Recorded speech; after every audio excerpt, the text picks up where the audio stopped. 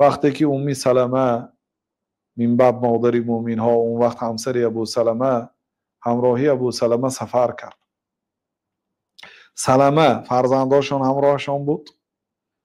مادرش ام سلمه یعنی مادری سلمه، پدرش ابا سلمه پدری سلمه، 3 نفر سفر میکردن. وقتی برآمد از مکه خانواده ام سلمه ابو سلمه را گفتن که تو گفتن خودت مسلمان شدی و ما را غلبه کردی، با که خواهری ما رو هم گرفته میری از این شهر به این شهر، یعنی دختری ما رو سرسام میکنی.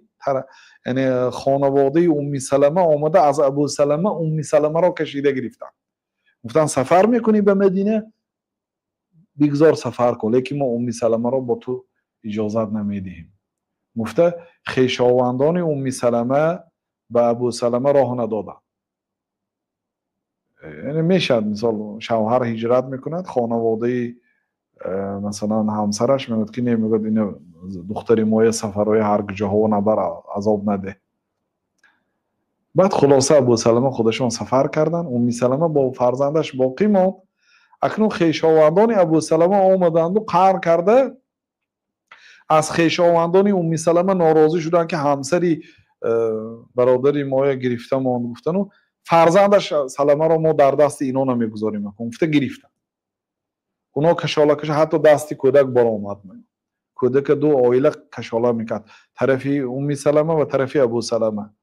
بالاخره طرفی ابو سلمه گرفته رفتن کودک نمیدادن. بیچاره زنک 1 سالی پره به وادی بطحا برآمده گریه میکرد. او را هم از شوهرش محروم کردند هم از کودکش.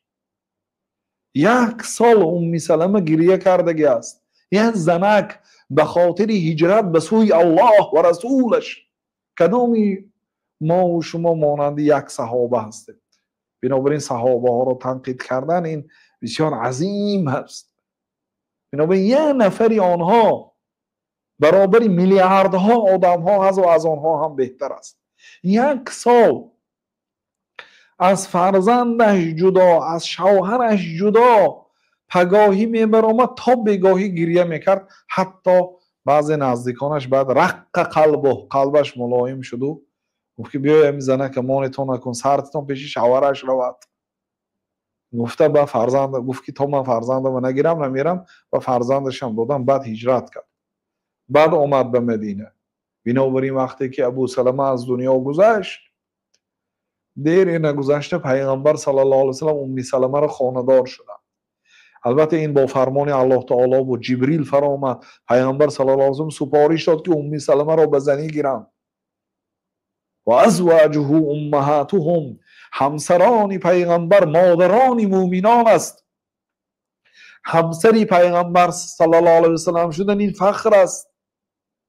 ببینید این نیکی که ام سلمه و این مشقتی که ام سلمه در راه هجرت به سوی الله و رسولش، در راه دین اسلام، این عذابی که 1 سال پسی سر کرد بی نتیجه نماند. روز قیامت ام سلمه همراهی پیغمبر صلی الله علیه و سلم در جنت الفردوس در مقام کریم، همسران پیغمبر صلی الله علیه و سلم همراهی پیغمبر صلی الله علیه و سلم در بهشت هستند. و ازواجه امهاتهم، همسران پیغمبر صلی الله علیه و سلم مادران مومنان است. ان الله لا یضیع اجر المحسنین، الله تعالی اجر نیکوکاران را ضایع نمیکند. 1 سال در راه الله تعالی عذاب کشید، ضایع نکرد الله تعالی.